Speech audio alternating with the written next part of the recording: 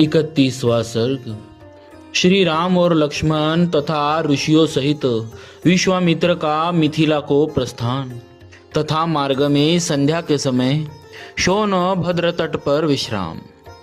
तदनंतर विश्वामित्र के यज्ञ की रक्षा करके कृतकृत्य हुए श्री राम और लक्ष्मण ने उस यज्ञशाला में ही वह रात बिताई।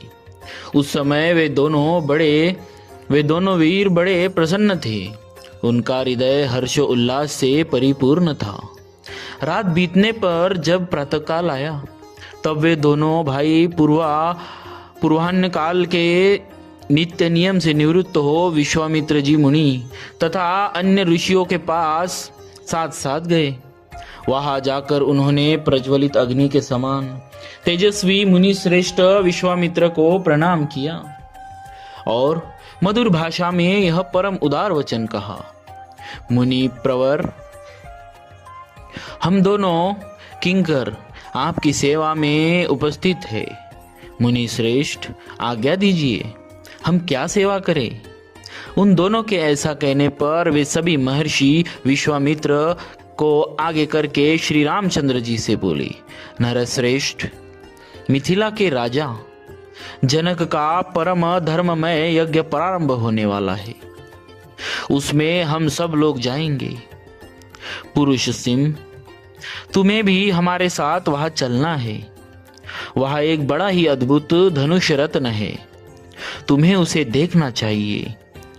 पुरुष प्रवर, पहले कभी यज्ञ में पधारे हुए देवताओं ने जनक के किसी पूर्व पुरुष को वह धनुष दिया था। वह कितना प्रबल है और भारी है, इसका कोई माप तोल नहीं है। वह बहुत ही प्रकाशमान एवं भयंकर है। मनुष्यों की तो बात ही क्या है, देवता, गंधर्व, असुर तथा राक्षस भी किसी तरह उसकी प्रत्यंचा नहीं चढ़ा पाते। उस धनुष की शक्ति का पता लगाने के लिए कितने ही महाबली राजा और राजकुमार आए, किंतु कोई भी उसे चढ़ा न सके। कुकस्त्य कुलनंदन पुरुष सिंह राम, वहां चलने से तुम महामना मिथिला नरेश के उस धनुष को तथा उनके परम अद्भुत यज्ञ को भी देख सकोगे। नरश्रेष्ठ, मिथिला नरेश ने अपने यज्ञ के फल रूप में उस उत्तम धनुष को मांगा था। अतः संपूर्ण देवताओं तथा भगवान शंकर ने उन्हें वह धनुष प्रदान किया था। उस धनुष का मध्य भाग, जिसे मुट्ठी से पकड़ा जाता है, बहुत ही सुंदर है।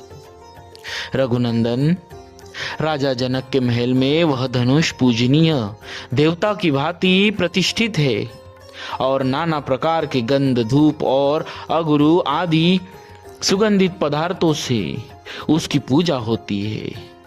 ऐसा कहकर मुनिवर विश्वामित्र जी ने वन देवताओं से आज्ञा ली और ऋषि मंडली तथा राम लक्ष्मण के साथ वहां से प्रस्थान किया। चलते समय उन्होंने वन देवताओं से कहा, मैं अपना यज्ञ कार्य सिद्ध करके इस सिद्धाश्रम से जा रहा हूँ। गंगा के उत्तर तट पर होता हुआ हिमालय पर्वत की उपत्यका में जाऊंगा। आप लोगों का कल्याण हो। ऐसा कहकर तपस्या के धनी मुनि श्रेष्ठ कौशिक ने उत्तर दिशा की ओर प्रस्थान आरंभ किया। उस समय प्रस्थान के समय यात्रा करते हुए मुनिवर विश्वामित्र के पीछे उनके साथ जाने वाले ब्रह्मवादी महर्षियों की 100 गाड़ियां चली। सिद्धाश्रम में निवास करने वाले मृग और पक्षी भी तपोधन विश्वामित्र के पीछे पीछे जाने लगे।